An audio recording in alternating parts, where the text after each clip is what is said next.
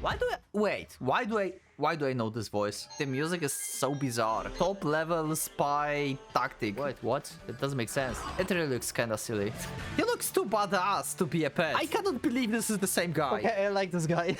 Her plan for future is just devastated. Oh! What's the relationship? What is happening? Hello and welcome, PocketWatch here, and it's about time to finally start a new series on the channel, and this is Hanachirasu. So yeah, I asked and I thought about which of the short series I should play as the extra content for the channel. Just in the meantime of recordings to have something else. And this is short. This is apparently about 7 hours according to VNDB. It was also recommended while we had Muramasa replacement vote pool. It didn't win, but I'm actually glad because it's short, so it fits perfectly for the filler, I would say. But let me know in the comments if you like this visual novel. This is apparently the predecessor of Muramasa. So I'm very excited about what will happen. Also, I cannot do anything with the black screens on the sides this time, because that's how this game have the resolution with. I can stretch it, but I don't think you would like the stretched screen that much. So yeah, anyway, just go to the episode and let's see what this game is all about. Let's see. Oh boy. New adventure. Let's go. If you're new on the channel, welcome. And let's go. I hope you enjoy your stay. Season of flowers. Okay. Some base.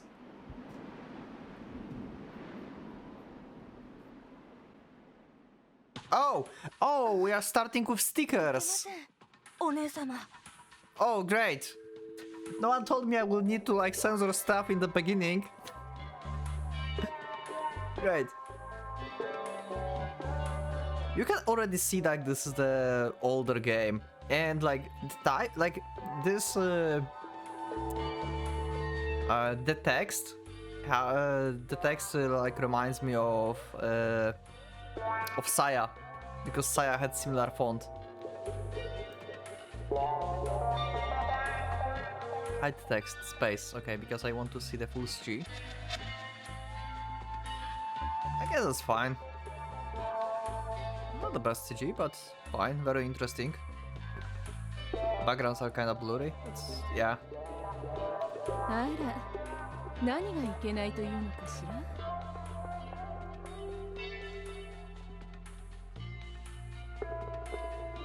Fingers play intensity over the young man's body, caressing hair, cheek, neck, and chest before boldly continuing their match yet lower.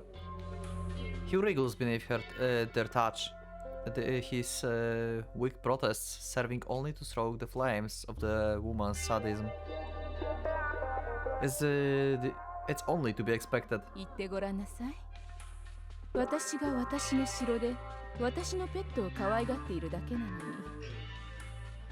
Absolutely nothing. She is Katsuraba Kyoko, director of the Tokigawa Corporation's second division. As the leader of the corporation that rules Tokyo economy, she has power and privilege, the likes of which few in the city can dream. Okay. In addition, she is one of the vice president's top advisors, which places her in the highest ranks of the corporation's largest faction, even within Takigawa. Her authority is high absolute, 9 absolute. And so this building, the headquarters of the second division, is indeed fit to be called her castle. Looking at the furnishing of her private office, one can't help but wonder if they cost more than the rest of the building put together. Who then will begrudge this queen her amusements?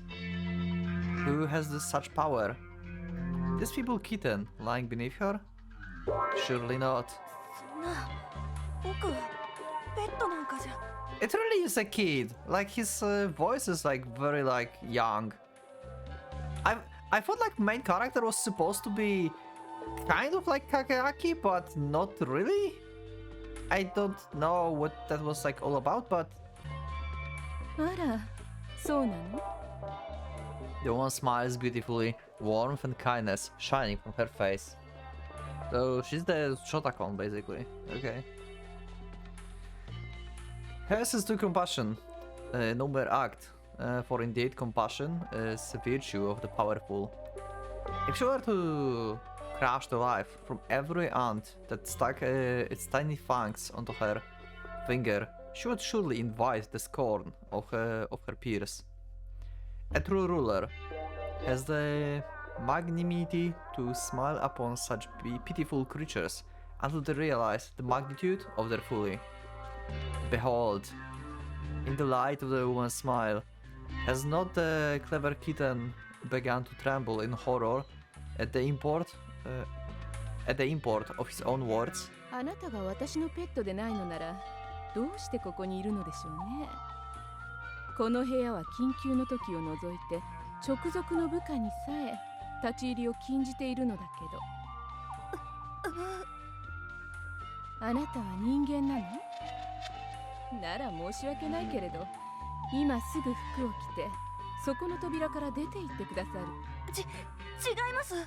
僕はペットです。お姉様の。そう、よかった。The woman plants a loving kiss upon her pet's forehead. Relief shines from his eyes as he realizes that he will not be tossed aside. Okay, I guess he have like some kind of like backstory that he's like afraid to be tossed away or something, maybe? That's why that's the case? Or he simply just feels too good. And so the kitten relinquished his humanity in exchange for something far more precious, the affection of his queen. For her part, the queen is able to indulge briefly in the comfort of playing with her favorite pet. Each gains something according to his or her station and is satisfied. Such is true rulership. でもお姉様。何? This time, Kyoko cannot conceal her irritation as her pets protest. Though more timid than the last time, once again interrupts her fantasies of toying with his flesh. She knows that excessive tolerance too is unbecoming of the powerful. If this were any other plaything, she would have already thrown him out of her office, quite literally. Okay, so what's the difference? 大事なお仕事の最中です。僕とこうしているせいで、もし何かあったら。あら、そんなこと。His words bring a smile to her face, the concern evident in his voice, moving her to forgiveness. 大丈夫よ。確かに府外からの物資搬入は大事なお仕事だけれど、何度もしていることだもの。私がいなくてもミスなどするような部下たちではないから。Well, if there's something to do, if you want this to be made correctly, the best way is to make it yourself. でも最近はテロリストの動きが活発だって言います。こんな時に襲われたりしたらお姉様の身が。 Okay. 誰からそんなことを聞いたの？護衛の人たちが話しているのを聞いて。These precious few moments of pleasure are Kyoko's sole reprieve from the harsh grind of her daily duties. To keep her pets unsullied, she has ordered her personal staff not to discuss business in their presence. It would appear, however, that some of her less circumspect men thought that she meant only not to speak to them directly of such matters. It unsettles her to think that some among her guards could be so indiscreet. This problem must be dealt with soon, she decides, even as she put her valiant pet's fears to rest. Okay.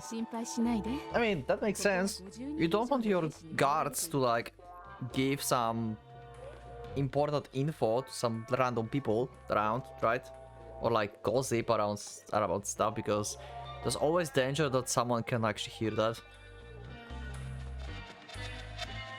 滝川英氏のことは知っているでしょ。東京でも最強の戦闘集団、府庁直轄の帝国軍を除けばだけど、Okay. テロリスト風情にはどう間違えたって負けるものですか。What if the terrorists have the connection to the Imperial Army, though? Have you thought about that? Oh! Okay, these were the guards, I guess. Well, shit! Guards are done! つまらないことを言って。 Also, what was... What... Like... That outfit of these guards just like took me out of like surprise. Like, what the fuck was that? I couldn't even like check what the hell they were wearing. It looked like some, I don't know, like padding. いいのよ。 And they're under attack. So I wonder if both of these will die now? Or her?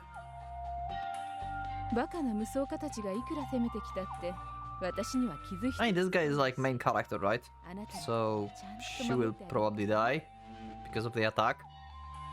お姉様。ああ。 Is this story going to be about revenge for his mistress or something?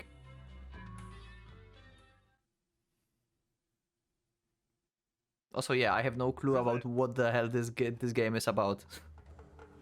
So this will be interesting. Oh, I like that. Okay, that's cool design. Nice. シンクロ Okay. 物資略奪の指揮は任せてよいな。承知。無論。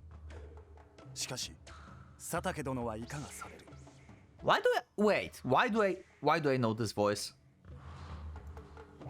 無論。しかし佐竹殿はいかがされる。 I have a feeling I heard this voice somewhere. 敵将の首を取る。何？なんと。それは佐竹殿といえど無謀。何より海藤殿のご指示に背くこと。承知の上。 Yeah, he has his own agenda probably. 討ち死にも切腹も覚悟の上と仰せか。しかし何の故あって大義。大義。大義と。さよ。すべては大義。 Okay. 大義とは胸に宿すばかりでは意味なきもの。 I'm very interested in like why the terrorists are like attacking this place and stuff. Like, what's the like meaning of this? Like, what they oppose basically? 思考合一 We need an explanation on that. 実行せねばならぬ。佐竹殿は我らが大義を行っておらぬと仰せか。 Is this Raicho from Muramasa? 佐竹殿は我らが大義を行っておらぬと仰せか。 It sounds like Raicho. Is it? Let me know in the comments. Maybe I'm just like overhearing stuff. Maybe it's just the similar voice. But I kinda hear him. そうは言わぬ。海藤殿のお考えに否やはない。だが、俺は一刻でも一秒でも早く東京独立の大義を成したい。If that's Raicho, の悲願を達したいのだ。 that voice was right. If that voice was Raicho, then he got quite a promotion from some random samurai from Hanachirasu.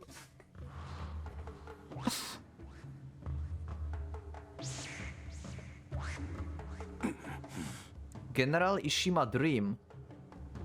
Huh. I guess they are like more traditionals maybe? And this company is like shipping some like, new world stuff basically. Maybe that's something like that. Like they don't want to like have improvements and technology. 少々か Something? 悲願。この東京を真なる日本として未来に残す。Through Japan, yeah, he's like traditionalist, okay. 石間少将はそのために城壁を作られたが、それでもなお Wall.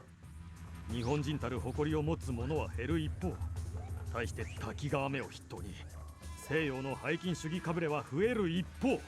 Yeah, so this is basically, yeah, traditional like Japanese against the more of like part of a country that wants to have like more Western ideas and stuff.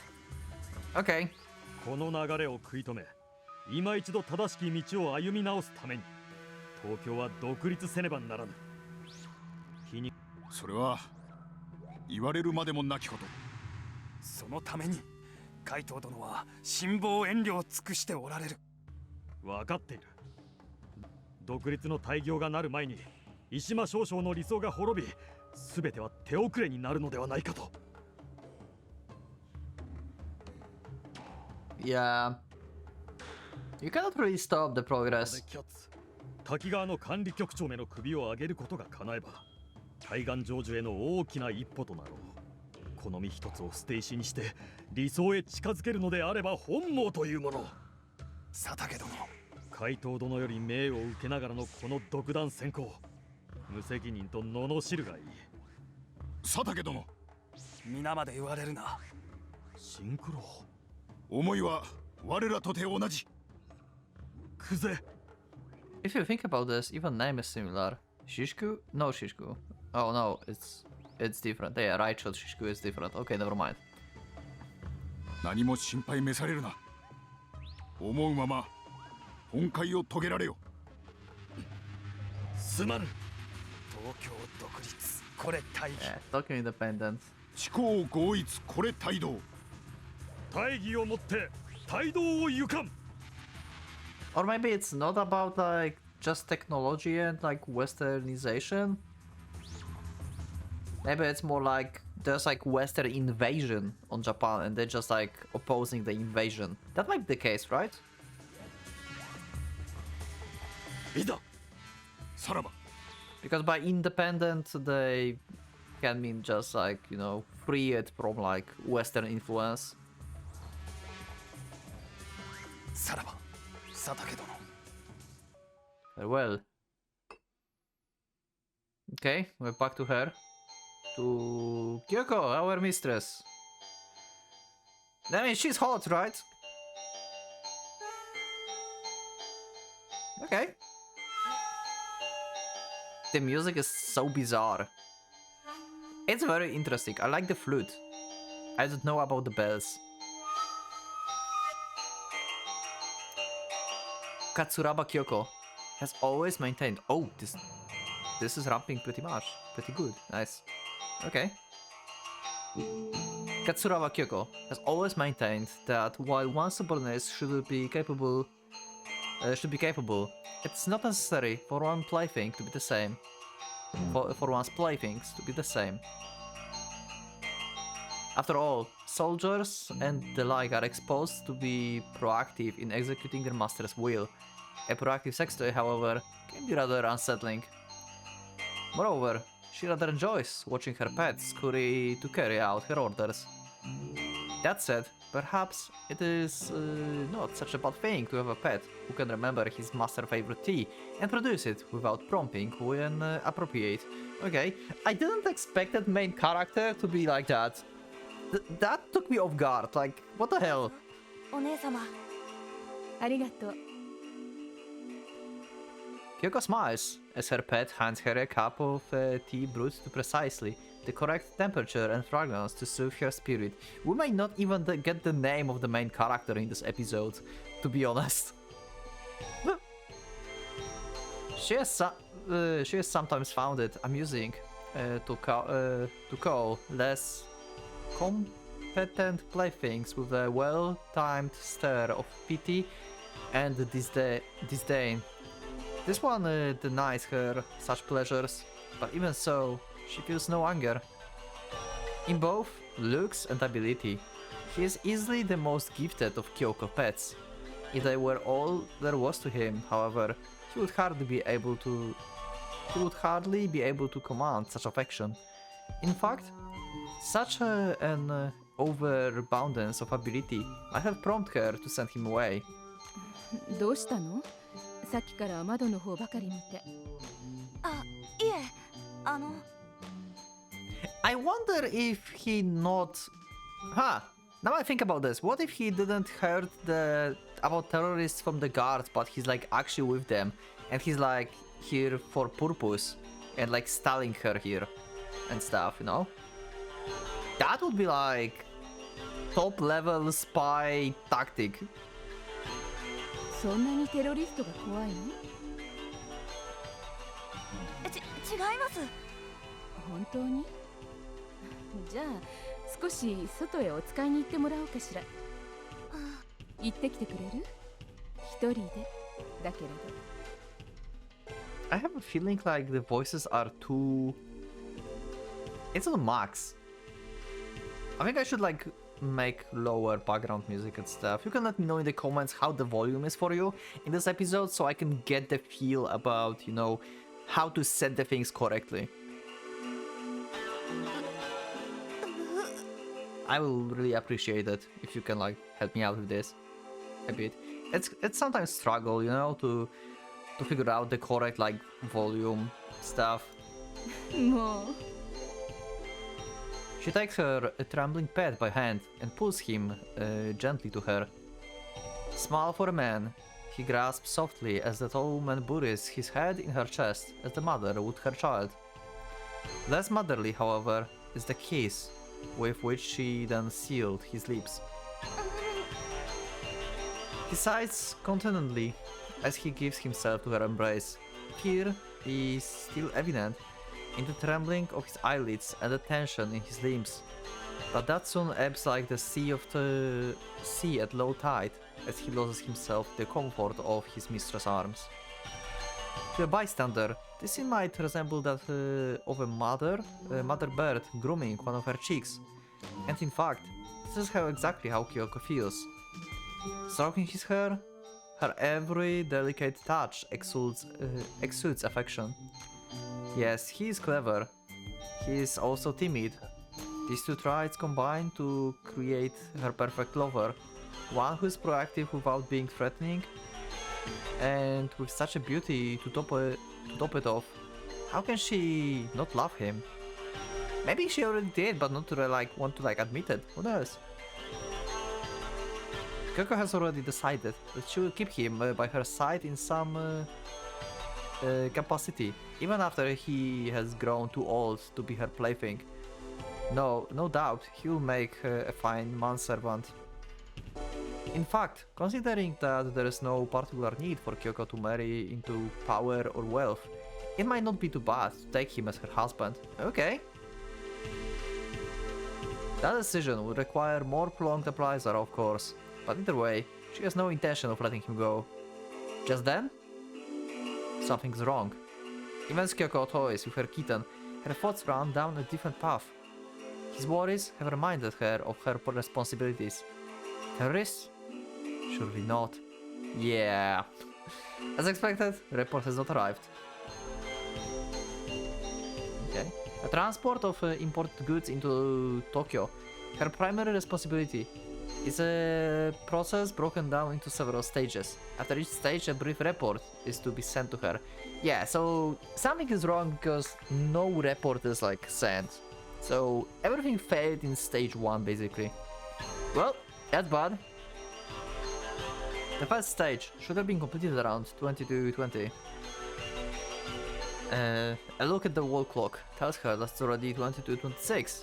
Wow, 5 minutes of like late. I guess they're like so damn like, you know, tight on time with this. 6 minutes, an unprecedented delay. Should she pick up the phone and demand the report? It wouldn't do for her to appear overly anxious. The Takigawa Corporation makes fortune by monopolizing all trade between Tokyo and the outside world. It goes without saying that the safety of the trade route is vital. But although there is no such thing as too much security, it's not as tough though nagging her man will necessarily lead to better results. In fact, it can even have the opposite effect. These things should be handled accordingly to the situation. So, what is the situation? Yeah, like they have no idea. The convoy is currently guarded by 8 platoons of Tokugawa guards, a total of 104 men. But if you send just 3 to assassinate someone, then that's not a... You know, they have a pretty good chance to slip past.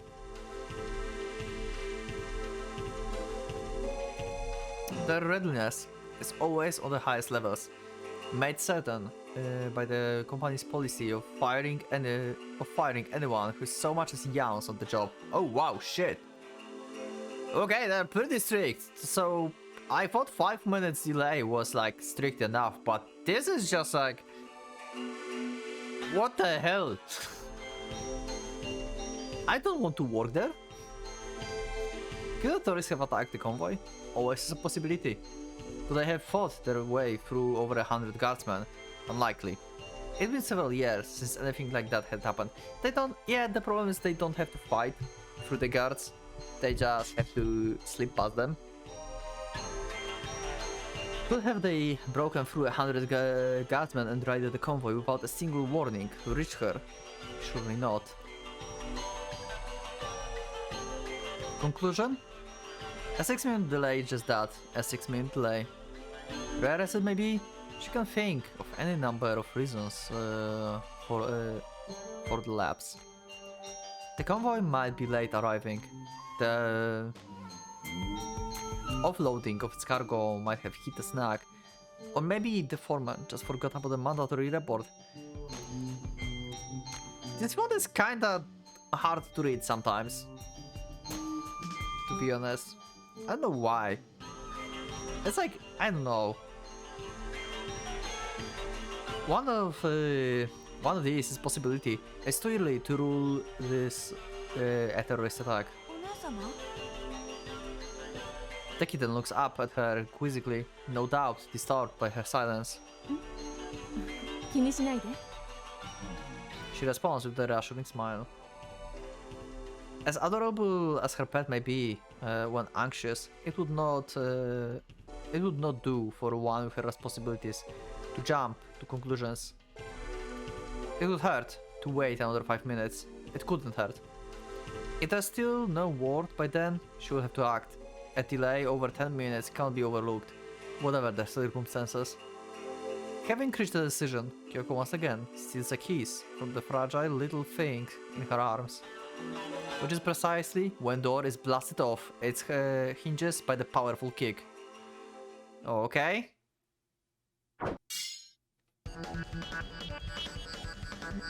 Okay, we have 2 slashes.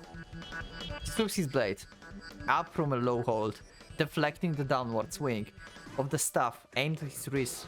Without a moment pause, he then brings his weapon up and around, completing the arc with the following slash. Did I miss something? Why we have like suddenly fight scene with someone? Oh, this is just another place. Okay. Unable to evade, the guardsman takes a blow at the base of the neck and goes down in a fountain of blood. Okay.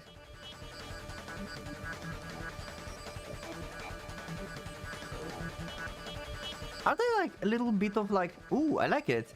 Look at the details. I think like these are like some like these red things. I think this is just like a bit of like blood, probably from like fingers gripping the blade. I mean the handle. Tsukuwa, this technique is called the Circle of the Moon. It was taught to him by his organization leader, and he has spent countless hours honing it to perfection. Thanks to his training, he was able to wield it without the slightest hesitation when the situation required. In truth, however, this skill is not meant to use against staffs. Okay. It was only luck that allowed him to parry the guardsman attack. Why would you give guardsman the staffs? The staffs. Like, you just said that you will shoot anyone who will yawn. And these guys have staffs. Quite a great weapon you gave them for such an important duty, Kyoko. Why not at least swords? Just give them swords. Why staffs? This is like least little thing. I mean, you can still kill with this, but still, I think like swords would be better. Examining his sword, he sees that it's bent slightly, where it might be when the mighty blow struck it just above the guard. On the part of the blade called the Yowagoshi. I have no idea what the Yowagoshi is, so you can let me know in the comments which part of the blade it is. Is it above the guard? Is it like this part? Or it's somewhere else? Above the guard. I think like this is this, right? You can confirm this or deny this. But as they say, a blade that breaks is unworthy, while a blade that bends will serve you well. Grasping the tip of the blade, he forces it back into something approximately to its original shape. Oh, so it's set above the guard, but he make it stride by grasping the tip.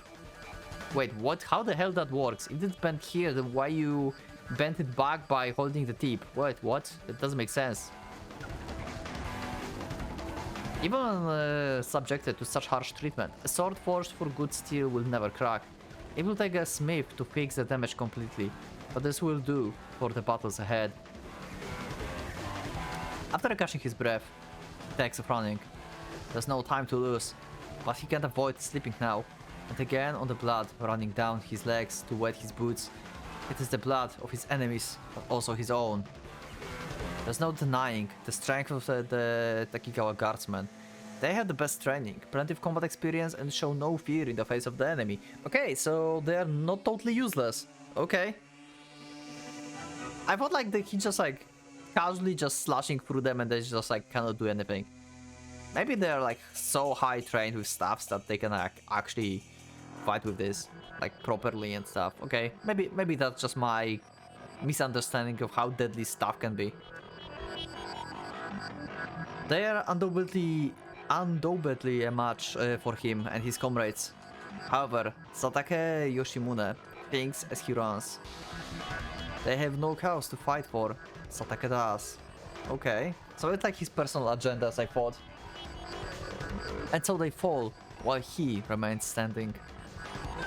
Satake has already encountered 7 enemies. I mean, he have like personal take on this because the whole like organization have something different in mind, but he goes against the master wishes, as we heard.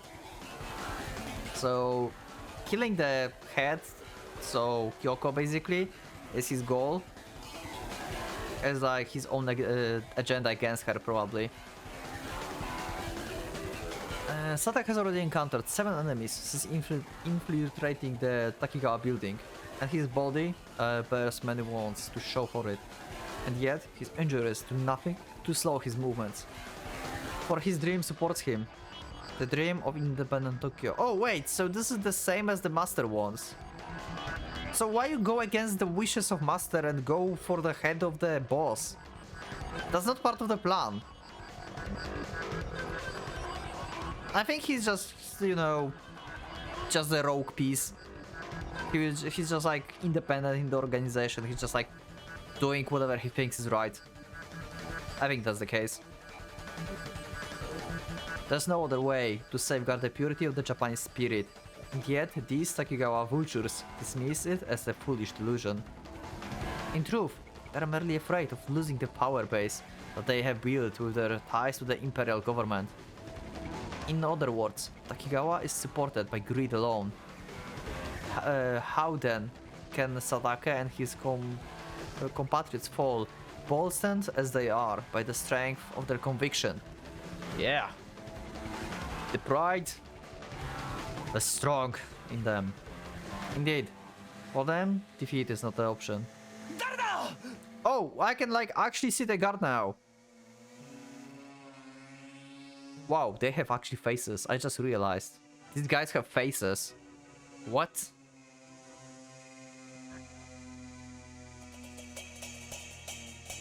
I'm sorry, it still looks silly. It looks like some kind of like, you know, outfit that you would wear in like nowadays tournaments on like I don't know, maybe about like kendo or something, like this padding so you don't get hurt when you get hit. I don't know, I have a feeling like he should have like some like these samurais like plate armor or something for the sword. It's not protecting from slashing, like there's no way. It really looks kinda silly.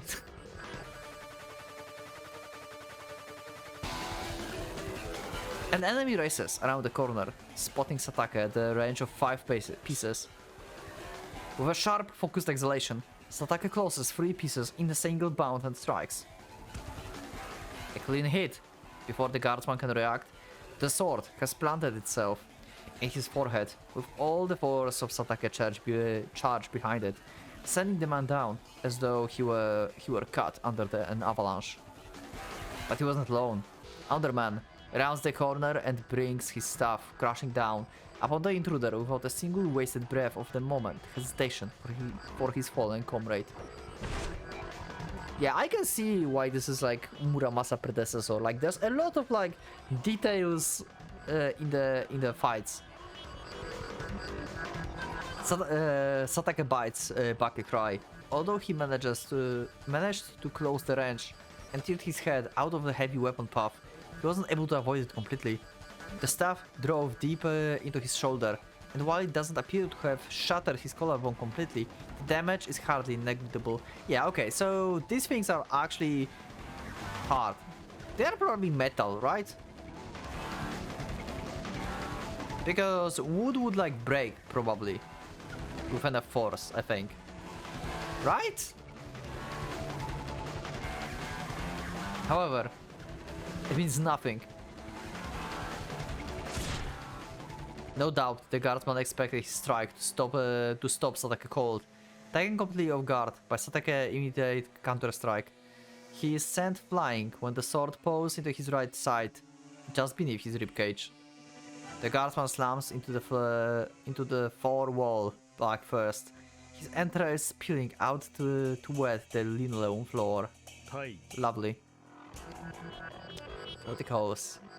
Satake says, responding to the unspoken question in the dead man's eye. Then takes off running once more. Even in slaying 2 Tokigawa elite guards, he only stopped moving for a fraction of a second. Not even a cracked collarbone has the power to slow his advance. Indeed, his speed only increases as he races down the hallway, bathed in the fluorescent light. His dream is ever before him, leading the way. Spotting a door ahead, he throws his entire body into a kick to blast it from the hinges. Okay, so now we are to the situation that we had back then. There she is. The thick lady.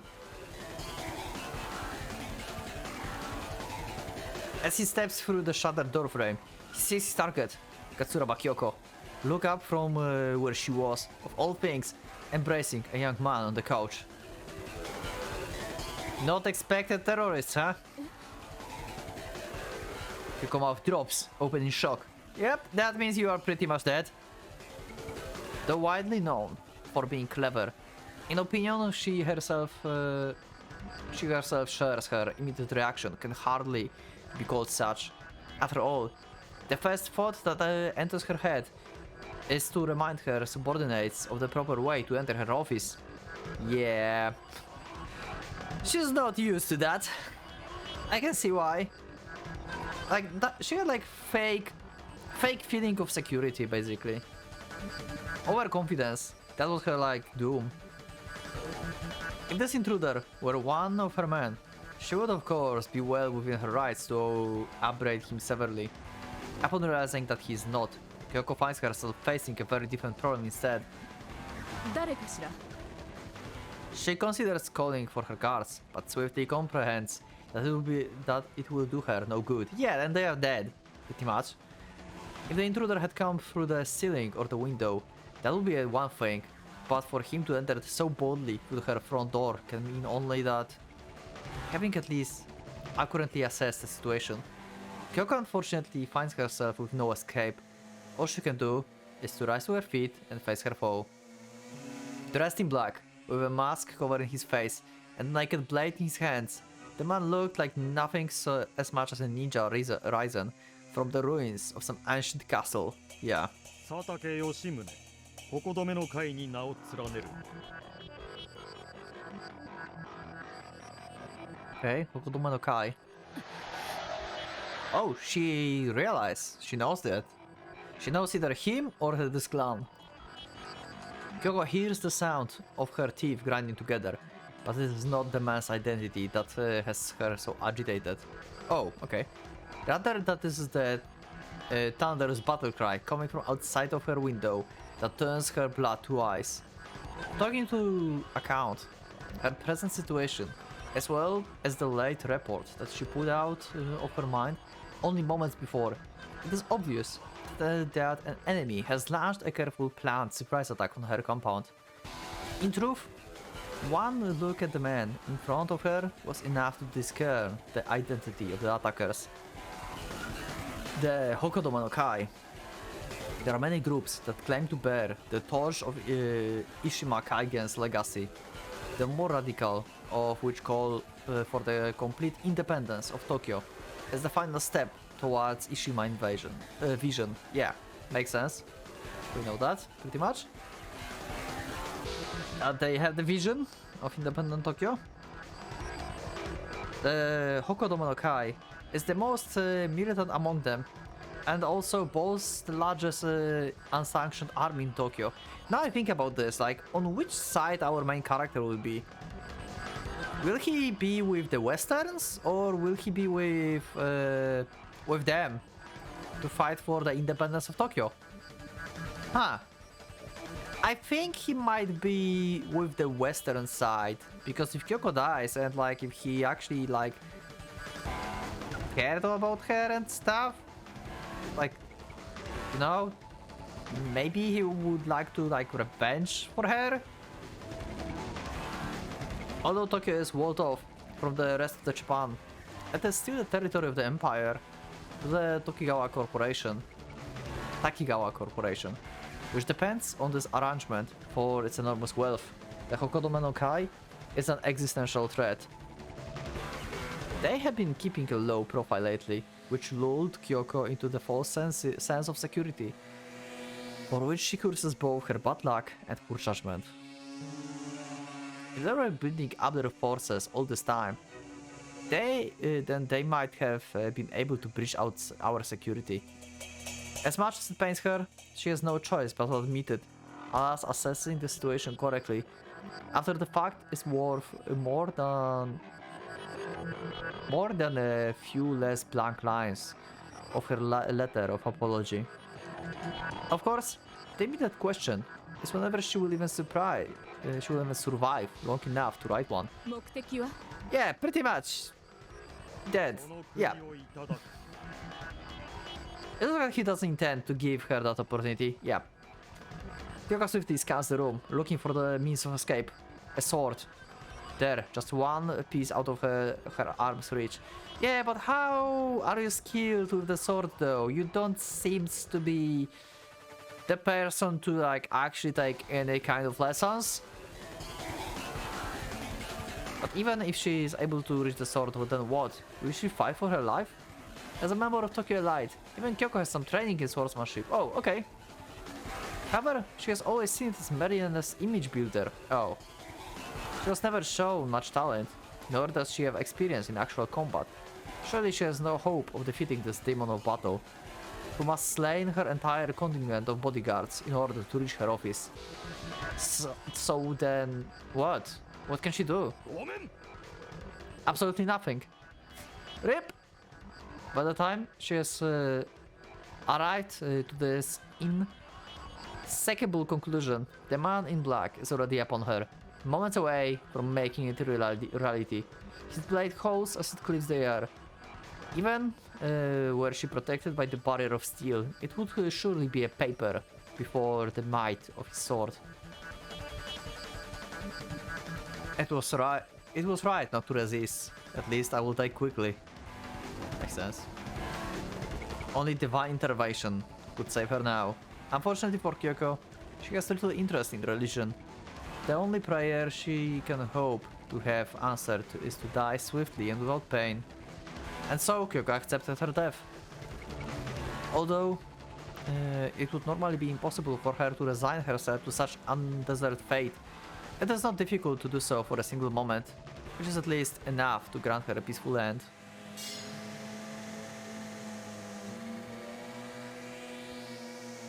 Okay. Did her pet save her? Like, he have like some training, apparently? Thus, when she is saved by the unlikeliest of the miracles, it is Kyoko herself who finds it most difficult to believe what was happened. Of course, it was not God that saved her.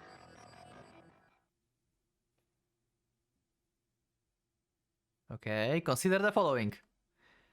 There are 3 people named A, B, and C. Okay. One of them ate an apple. Why is this? What is this? That's random. Neither A nor B ate the apple. Who ate the apple? C? What? If one were to require a serious thought before answering such a question, then no matter how sincere his effort, he would have no choice but to be branded a fool. Yeah, like, what the fuck? As luck would have it, it is in such position that Satake Yoshimune now finds himself.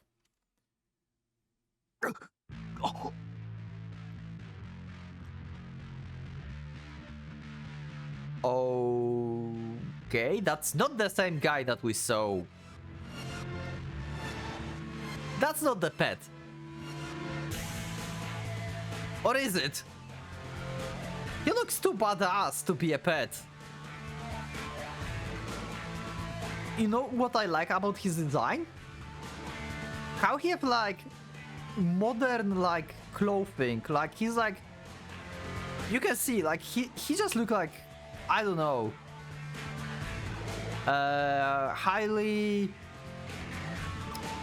high status like businessman or something, but also with like loose shirt to be like cool, and then he have like this traditional like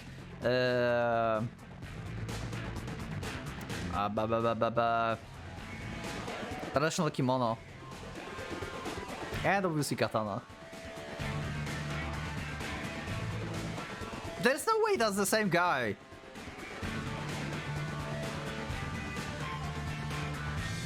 What the hell?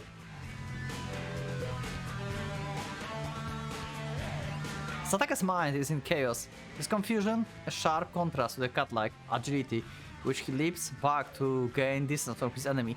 Okay, so my new theory. He's the bodyguard secretly hired by someone higher than Kyoko, and he was sent to her to be her pet, basically. And he's just this whole act, and this whole thing was the act for him to be close to her as her bodyguard, because they were expecting the attack from the terrorists. This is just like next level like bodyguarding. Holy shit! What? What just happened? How was his sword deflected? Katsuraba holds no weapon. She had no means of defending against his strike. And yet, she's still alive. How is this possible? Wait, could it be that? No, impossible. Yeah! Damn, he looks badass. Holy shit, I love it. Surely, this young man standing before Katsuraba with a down sword in his hand could not have defeated Satake's attack, could he? Thus Satake finds himself utterly incapable of accepting the reality, how facing him like a headlights of an oncoming train. if the figure before him were dressed in the navy blue uniform of the Takigawa guardsman, he would likely not have such difficult processing the situation. Although he would wonder where in the world another guardsman had come from, he would have set that aside and focused on eliminating the new threat. It is, however, not a guardsman who faces him now, but instead as a slightly built young man whom Satake, as the warrior following in the footsteps of the great Ishima, is quite unwilling to recognize as the member of the same sex. His skin is fair and his hair is long. And though his loose shirt and black pants are acceptable, the crimson kimono he's wearing over them would be more appropriate of the young girl. But he still looks badass as hell in these. And look at this smile. Like, I cannot believe this is the same guy.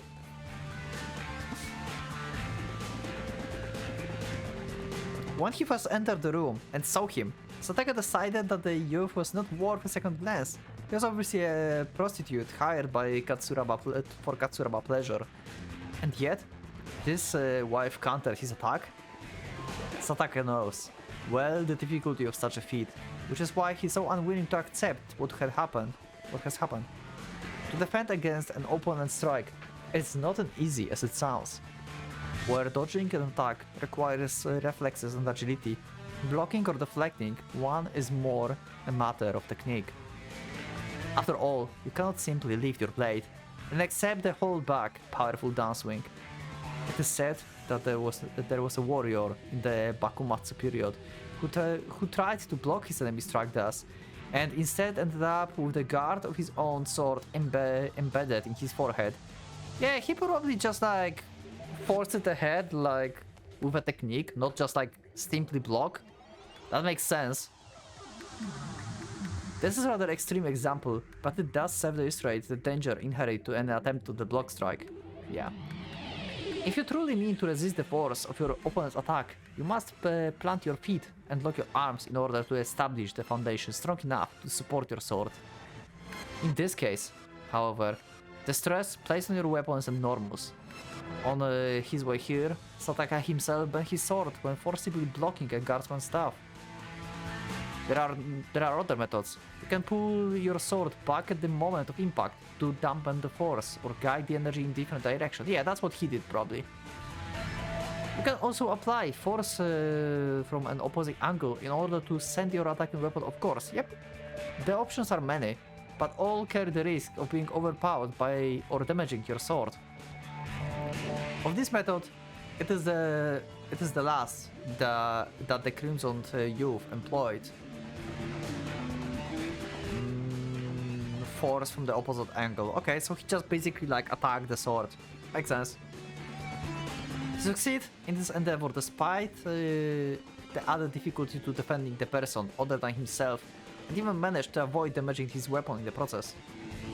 In the first place, when exactly did he produce that sword, and from where?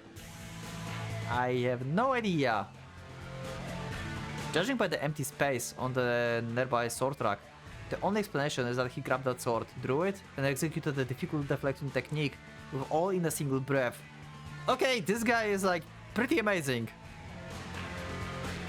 What level of skill is necessary to perform such a feat? Satake has an idea. At least he's fairly certain that it would be impossible for him. Who is he? Finding it necessary to revise his opinion of the boy, Satake examines him one more time. He stands barely over 160 centimeters tall and can hardly weigh more than 50 kilos. Okay, he's very light and short. That means he's fast though. And harder to hit. His absurd attire might be inappropriate for the battle to the death, but there's no denying that it fits in with the luxurious decor of the Katsuraba office. The same can be said about his boyish, perhaps even girlish features. But even examining him with his warrior eyes, Satake realized that the man is not as young as he first seemed. Oh? The lines of his body suggest that he's already reached maturity as an adult. He might even be only in his mid-teens, but it's more likely than he passed 20. Okay. Okay. Mercenary? Technical corporation maintains no armored contingents other than the corps of guards that forms its regular army.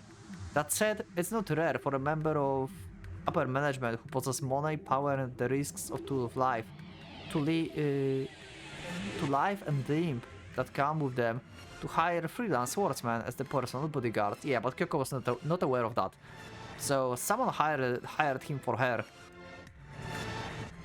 This guy is a genius. It's like top spy. Is this boy young man of that sort? If so, then one can't help but wonder why Katsuraba Kyoko is staring at his back with her mouth hanging open like a landed fish.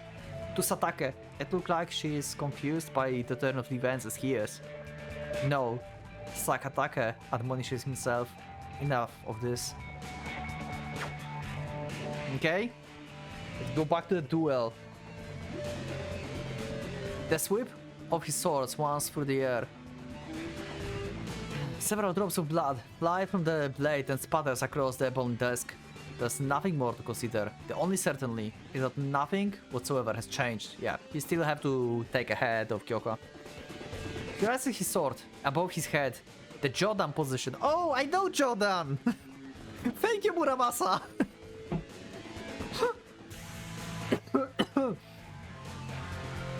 Indeed, nothing has changed.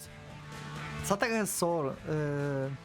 has sworn to take the head of Katsuraba Kyoko. This man in red is simply the last foe to conquer before he can achieve his goal. Okay. Backshot. Pretty good. I like the shading. As though responding to Satake's renewed conviction, the enemy too raises his sword, holding it over his right shoulder, as though hefting a burden. His stance resembles of the Tonbo or dragonfly of the Satsuma Jigenryu, famed for the destructive force of its attacks. Strikes unleashed from the Tonbo stance are said to have such speed and power as to render any defense futile. Huh. But don't you need like probably muscle strength for this as well? Let's see, try. Even the face of an unknown enemy, Satake still smiles confidently beneath his mask. In any duel, there are four chances for victory. Okay, that's the first time I hear that. These are called Sen no Sen, Sen, Sen no Go, and Go no Sen. Okay, I never heard about these. Sen no Sen occurs when the enemy is unprepared, surprised, or is otherwise showing a clear opening. Okay, so you are already past that. Sen is when the enemy is about to attack. When he has focused his mind and body on an offense and therefore cannot defend. That's also past that. Sen no Go is when the enemy is in the middle of his attack and has no way to protect himself. That's still up to the opening.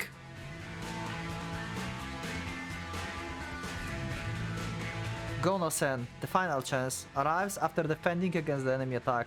In the moment of vulnerability before he recovers. Yeah, this is also up to go. So I think like the last two are only valid for now. I mean, Sen is also possible right now before our pet will attack. I will call him Pet because I don't know his name. Satake Master has taught him that all duels are a matter of controlling these four chances. Control your aim, scare your opponents, and betray his expectations to seize victory and achieve Muga. He has employed these techniques in countless battles, straining senses honed through practice and experience, to see into enemy's mind. But it would appear that such effort is not needed here, for this enemy aim is as clear as day. He means to take Sen no Sen, or Sen. This foe obviously has no intention of defending. Okay. He may have a talent, but his yav make him brush. Then there's nothing to consider. I will take Go no Sen. Okay. That's decided. Satake immediately takes one long step towards the enemy. He is now scant millimeters away from the point where both he and his enemy will be within the reach of each other. He then leans forward, even so slightly, bringing his right sword with him. In so doing, he places his body beyond the point of no return. And as expected, the man in red falls for Satake's trap.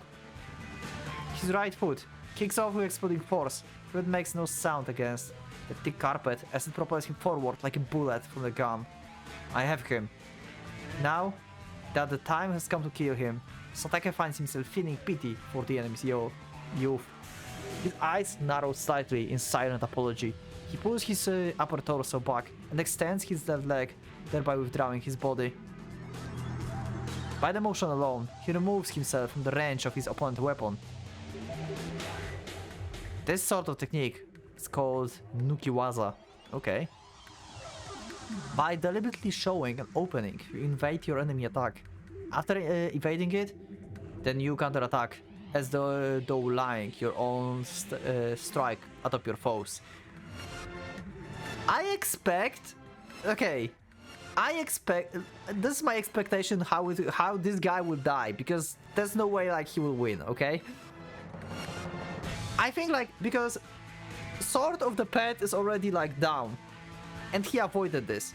I think he's going to like turn Sword around and he will make Tsubamega Eishi. This is the technique that is always like showcased to like, you know, to like show the awesomeness of the character.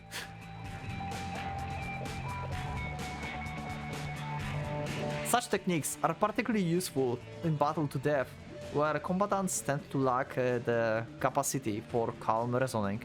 While feints may be ineffective in practice matches, a man whose blood burns with an excitement of true battle can easily fall prey. Just like this man coming upon Satake with crimson kimonos streaming behind him, whose blade will cleave empty air and nothing more. His steel will not reach, it cannot. When his foolish, immature attack passes out Satake's vision, his life will come to end. Thinking to catch one last glimpse before the inevitable conclusion, Satake directs a fragment of his attention to his enemy face.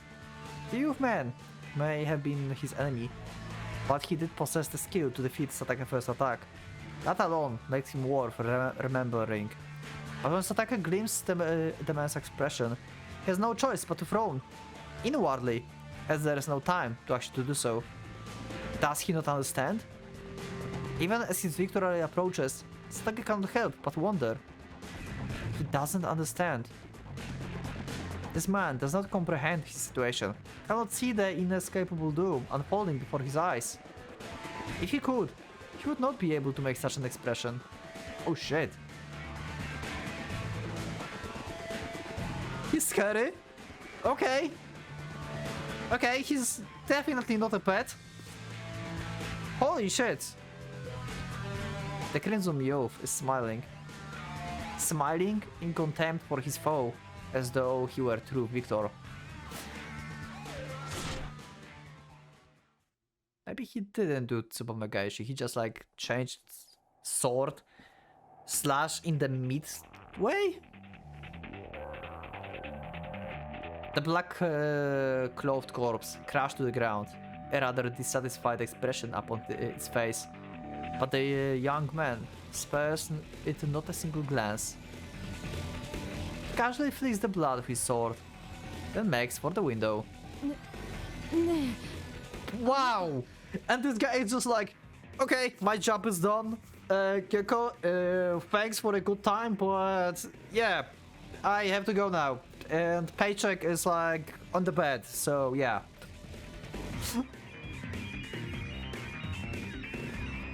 He could leave by the front door, run down the hall and take the elevator, but then he might arrive too late. The shouts of the Tokugawa guardsmen outside are growing in intensity, but to him that only signifies their growing disadvantage.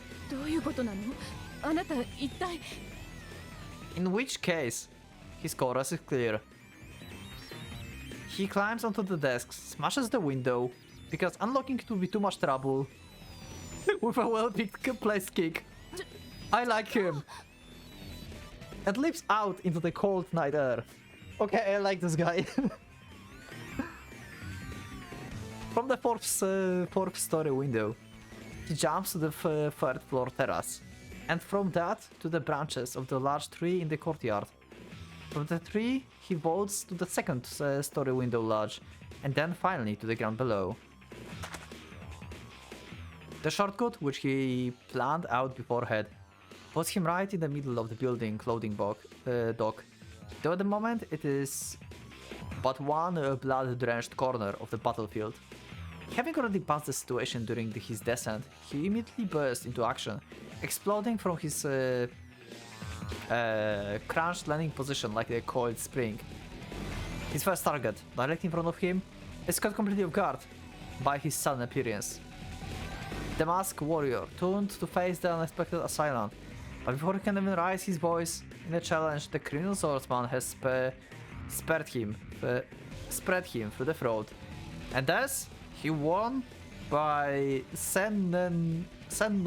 So. The first principle. Karunoryu Tsumiji. Okay, that's a technique, I guess. As the slain warrior toppled backwards, a second approaches from behind in the top right. Spear poised to strike. He advances upon the Crimson Swordsman. Oh wait. Oh, this is the ground. That's why we have the foot like that. Okay. Also, I like how he's the Crimson Swordsman. Yeah. Who knows Muramasa? They knows why I like that. As a slain warrior toppled backwards, a second approaches from behind and to the right of him. Spear poised strike. He advances upon the Crimson Swordsman after stepping in with his power leg. Next extends his pivot leg until his body has reached its maximum length. Then kicks off his toes to execute the mighty lunge that closes the distance to his foe in a single breath. And then he strike. Okay. Kiko. Okay. We get like a lot of names for his techniques here. A single sharp inhalation through the nostrils, and he's ready to face the two new enemies coming upon from either side. I don't know why, but like having skinny swordsman like that, it's always cool. It's like it's the most timid and unexpected person you can see to have such a great skill and being that deadly. If you think about this, like he's way more intimidating than Kagayaki from Muramasa. In this regard, you see this skinny guy and he's like, yeah, he cannot like hurt anybody, and then just like he's slashing everyone. Meanwhile, Kagayaki is like more normal. Oh! First, he slices his body to the right.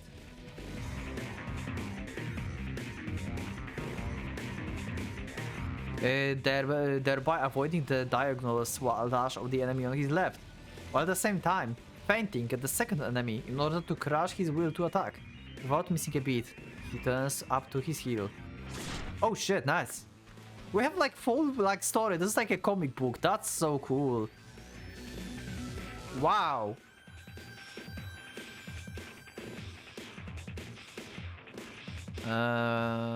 Up his heel. Without missing a beat, he turns up on his heel using. I should have read. I forgot where I was. Attack without missing a beat. He then turns up on his heel, using the pivoting power of his hips and legs to deliver a downward blow that cleaves the skull of his left side opponent before the man has recovered from his attack. Okay, and the last one. Oh, he took a head. Oh, wow. He then turns to meet the right side enemy with a horizontal slash to the neck. That is so good. That's so good. I like it. Odori. Or maybe Otori. Spotting what appears to be an officer who, perhaps due to the inherent chaos of the battlefield, has not yet seen the new enemy, nor even noticed his comrade's deaths. The Crimson Swordsman comes up behind him and runs him through as though sparing a practice dummy. Spearing. Dengaku. Okay. And thus, in the space of 3 heartbeats, Takeda Akane kills 5 men. Oh, wait! That was his name! We just like randomly got his name thrown. What the fuck? I almost missed that. Takeda Akane. Takeda. Okay. 何なのよ。 Yeah, he could murder you anytime he wanted, apparently.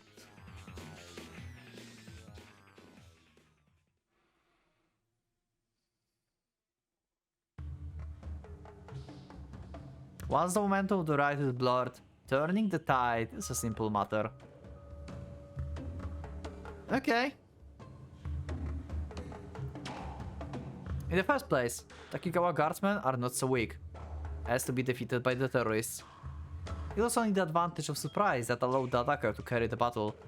It is inevitable that the tide turn once that advantage is lost, especially if the attacking force lacks the manpower necessary to regroup for a second wave. As necessary demands, terrorists began to retreat, fading into the darkness from whence they emerged. Wow, he smiled. Some of the guardsmen prepare to give a chase, despite the fact that the chain of command has not yet recovered enough to mount an effective pursuit. In fact, with the frontline commander dead, killed in the first moment of the raid, and his immediate superior, the Divine Chief, having been steeped in erotic bliss until just recently, the chain of command can hardly be said to exist at all. It was only Akane's systematic elimination of key points in the enemy offensive that allowed Takigawa to turn back the invaders. The terrorist retreat was orderly, far from anything resembling a rout. Also, I was like 100% off with my predictions about how the story will go. Okay, so this is the story of the swordsman mercenary, I guess.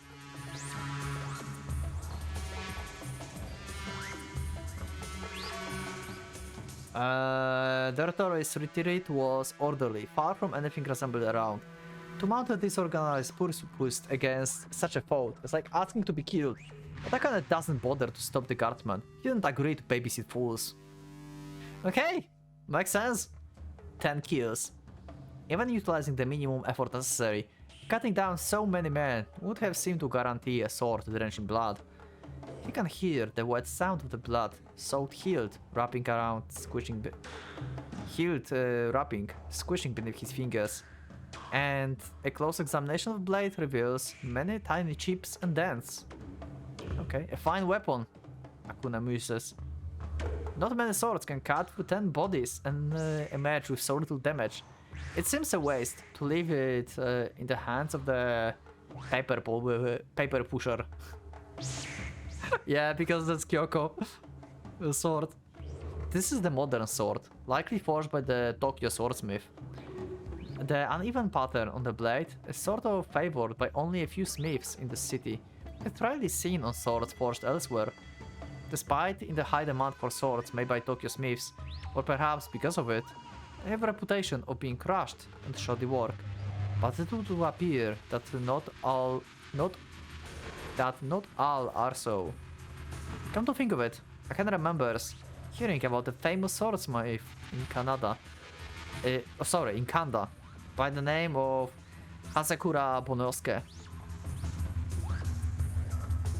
Akane thoughts are pulled away from the sword by the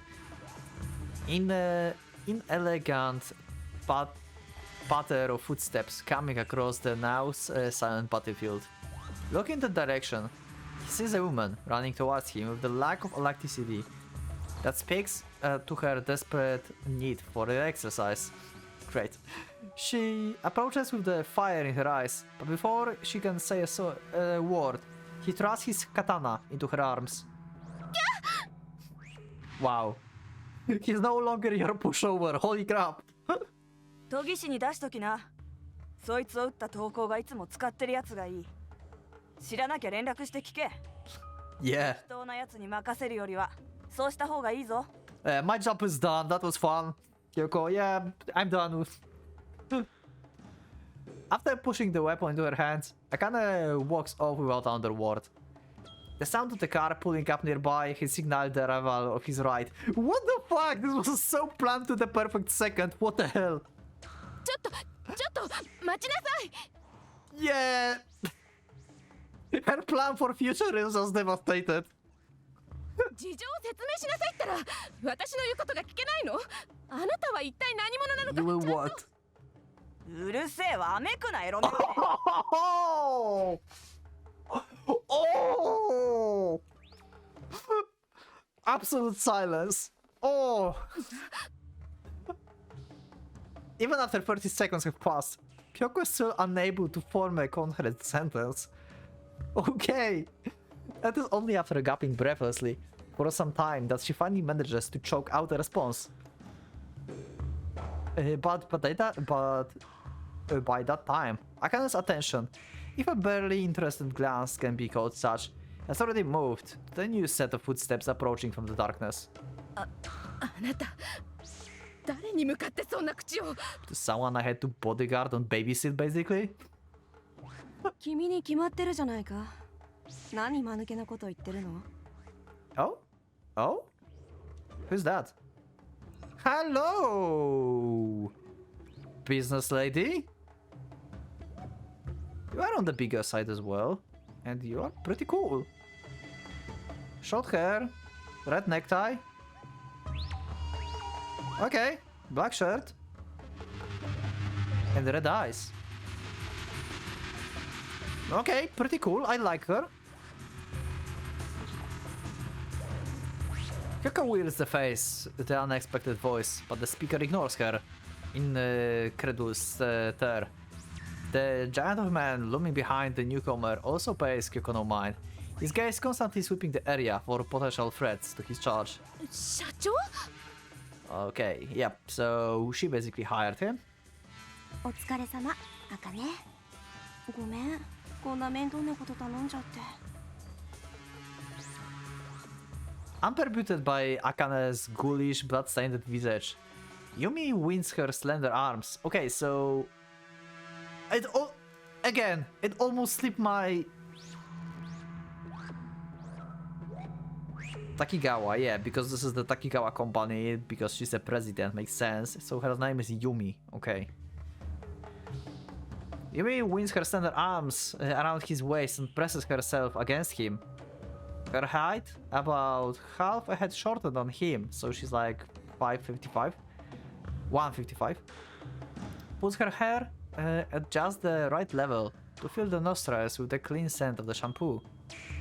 In the corner of his eye, Akane can see Katsuraba staring in shock, while the face of the chiseled giant dressed in utilitarian robes grows even more wrinkled as he frowns in displeasure. すげえ面倒だった。 Okay. ほんとごめん。 Are they like together or they friends or what's their relationship? こんなことはこれっきりだ。そうする。 So was that for free? For her like ask, I guess? 会いに行く For her と request? ここまで愉快な相手じゃなかったな。 That's good. Okay, so he's basically he has like the problem of being extremely strong, and he's like bored basically. at this point, and he wants to find a strong opponent, I guess. 服汚れるぞ。いいよ。血に酔う趣味でもあんのか？そんなのないけど、こうしたいからこうするの。 Yeah, she definitely like him. 好きにしろよ。 And he's like, yeah, whatever. That's kind of creepy smile. I don't know why, but it kind of terrifies me. I don't know. Is it just for me? Let me know in the comments. Is this smile terrifying you? Kind of?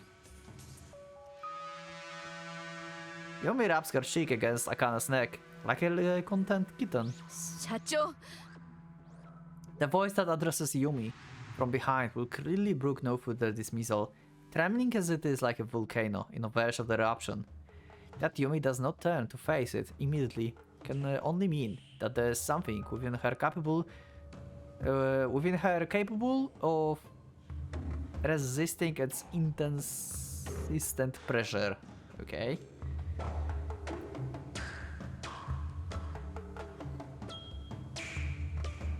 It is only when the sound of Katsuraba teeth grinding becomes unbearable that Yumi at last turns her head, just enough to stare at the woman sidelong. 何、局長。I wanted this to be like short episode, but I just got so invested that it's like 1.5 hour almost already. God damn it. I just realized she's like so much higher than Yumi. Holy shit.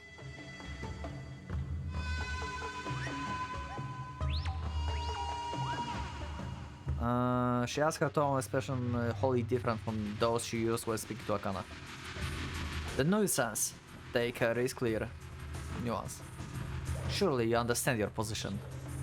The moon has hidden behind the clouds. If it's for fear, then it refuses to show its face. Then there can be no doubt that it is read the full of the intent of Yumi words. Even if interpreted in the best possible way, the truth cannot be evoke Katsuraba rage. Cannot but evoke a Katsuraba rage. And alas, Yumi has no intention of allowing Kyoko even the slightest opportunity to misunderstand. それにしても、これは幸運と言うべきだね。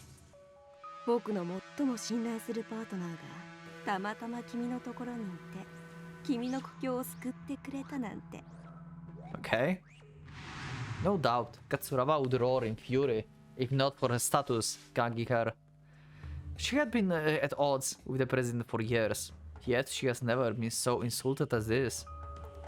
As far as Katsuraba was concerned, Akane was just some pretty boy she met at her favorite bar and brought home to be her pet. However, it was all set up, yeah, pretty much. You put the company at risk just to get me in your pocket. What do you mean company at risk? We just saved your ass. Her fierce glare says what her lips cannot, but Yumi brushes it off with the perfect composure. Yumi had learned of the Hokadame no Kai impending attack for a personal network of spies, but instead of warning Katsuraba, her political enemy, she decided to deliberately expose the branch office to the danger. Oh, that's what they mean. Okay. Makes sense. From which she could then save it, thereby putting Katsuraba in her debt, rather than use the company militia, which would have tipped the tourists off. She instead set her own personal mercenary to do the job. Such scheming seems a little too much to Akane, but he supposed that it might be necessary now and then for one with Yumi responsibilities to go to such lengths. And would appear to have worked, for there is as much defeat as rage in Katsuraba's eyes. No longer able to withstand Yumi's gaze, Katsuraba turns on her heel and begins to walk away. どこ行くの？追撃の指揮を取ります。そう。ご苦労様。 Okay. Kyoko resumes walking before Yumi has finished speaking her hollow words of praise. Though such powerless defiance is hardly enough to satisfy a woman of her pride. Waving Akane's bloodstained sword about in an unlikely imitation of the general rallying her troops, She gathers a few nearby men and retreats into the darkness. 憂さ晴らしのつもりかな。 Akana responds with a shake of his head. Yeah. そういう女でもねえだろ。 Though he has no intention of taking Katsuruba's side, she never struck him as being shameless enough to take her rage, her anger, out on someone else when she was only herself to blame. Perhaps Yumi, inclining her head quizzically, has a different opinion, but Akane thought and gaze had already moved elsewhere. やさか。おい、じいさん。 Yeah. Hey, Gorilla Man, the big one. 寝てるのか？嘘だな。起きている。なぜなら花。 They don't like each other. やさか。 Oh shit, he's big, holy fuck. Covered with like scars. Okay, this guy actually feels intimidating. Whoa. The old bodyguard responds to his mistress' chilling tone, is swift and sure, bearing the 60-odd years and 100 or more kilos weight upon him, not to mention his utter lack of response to Akane's voice. He makes a perfect executed right turn to face Yumi, who directs him with a glance to do what Akane says. Saying this, Akane sticks out his hand. 俺の刀。 Oh? Oh! That's the sword! I mean, that looks like a stick. Like the staff, but maybe it's just like, you know, it's hidden inside the... in this. It might be that. With a slightness that resembles nothing so much as the computer forced to emulate incompatible software, there's a hand one of the long objects in his hands to Akane. Okay. The object is katana of modern make forgery of Bitsuaki of Echigo. It's 70.6 cm blade enclosed in a sheath of black liquor. Is that long, katana? Let me know in the comments, because I don't know how long katana is normally. So maybe some of you have like some trivia and some interesting info about like length of the blade. Is this like this long sword, or maybe it's like short one? I don't know if there's like a difference. I mean, the short katana is like named differently from the long one. I think. Yeah. But is it like long or not? もったいつけなくたっていいじゃねえか。これがないと俺も様にならねえが、刀持ったあんたってのも同じだろ。 Yasaka doesn't even bother to scoff at this, but Akane continues anyway, having not expected a response in the first place. あんたは棒切れ一本だけって姿が合ってる。じいさんだしな。 Oh, so okay, so we just don't see the katana, so this is like actually his weapon. Now free from any extra baggage, Yasaka sheaths the sticks in his right hand to reverse grip and rubs its tips against the asphalt. A response to Akane Town's perhaps, surely not. This old warrior has never engaged him in such a friendly banter before. As Akane pointed out, the stick Akane carries is indeed of the sort carried by the elderly and lame, at barely 1 meter length. It's considerably shorter than the staffs are standard issue for Takigawa guardsmen. However, its purpose is certainly not to support a body ravaged by time, as Yasaka's Herculean musculature attends louder than his words ever would. Rather, it is simply the instrument most suitable for wielding the techniques Yasaka has spent the last 50 years honing. A jaw, or half staff. Okay. やさか、何人かやって桂場の様子を見に行かせて。はっ。 Although I cannot see them from here, he supposes there must be a station nearby. 気になるのか？ならないよ。席を外してもらっただけ。 Okay. Immediately trading her stern mask for the childish grin, Yumi buries her head in Akane's shoulder and commencing nuzzing his cheek.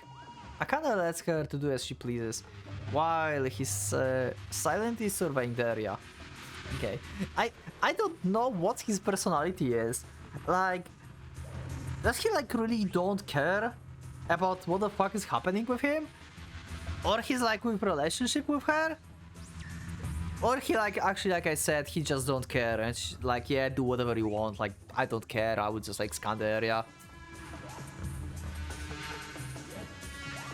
The first thing he noticed are the wounded. Whenever Takigawa guardsmen being tended by medics or mass terrorists, being led away in chains, they stand out because of how few there actually are. That their numbers are small is not, however, because many escaped uninjured, but rather because someone died. Yeah, makes sense. It's hardly surprising, considering how many weapons were wielded in this place.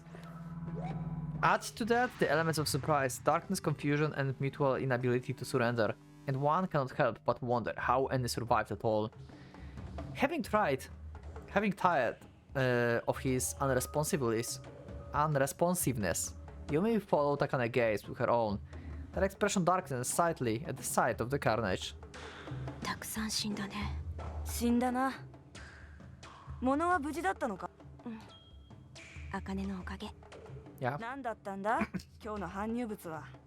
いろいろあるけど、全部ニューウォリックからの直 New 輸 Warwick. なるほど。連中が襲ってくるわけだ。Huh. 茜、本当に怪我はないの？ねえよ。でも血がこん Yeah, it's from someone else. 俺の血がこれだけ出てたら、とっくに倒れてなきゃ変だろ。 Okay. 何人切ったの10人。茜は強いんだ。 Wow, and she's like, yeah, 10, cool. そうか。そうだよ。Stretching slightly, she pressed her lips against his. Okay, so she's actually into him as well. What's the relationship? What is happening? But even as he accepts the warmth of her kiss, Akane heart remains as cold as ice. Yeah, he just like basically don't care. He don't care. Yeah, I'm strong, I know that. The words echo emptiness his head. It is Akane himself who most doubts his own strength. But why? Why is he unable to call himself strong?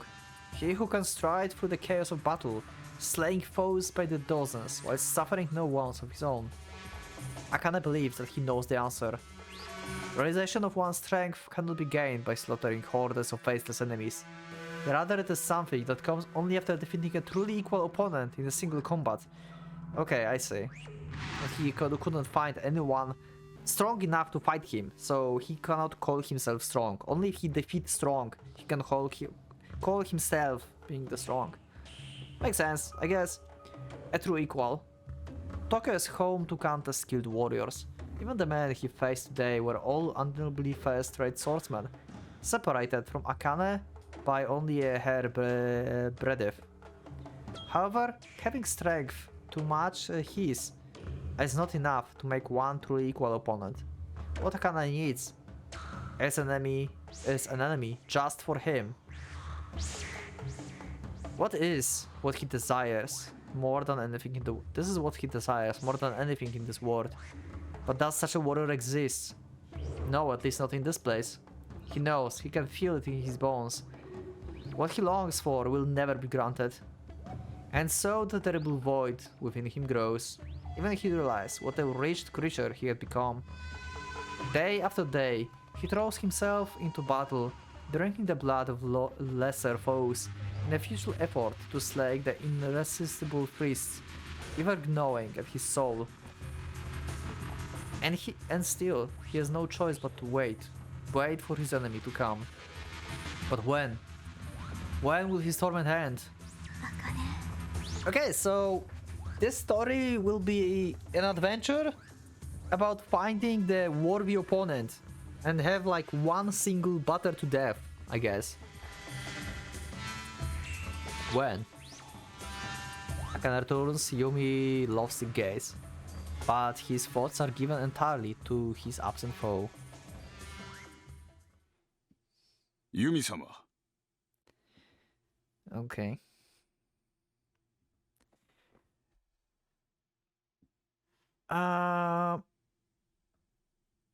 Okay, let's continue. Maybe it will be long. 追撃の様子を見に行かせた部下からの報告なのですが、 Actually, you know what? We'll check the report in the next episode. Yeah, I think this is enough for the first episode. It's much longer than I thought. So yeah, anyway, we met a bunch of the characters.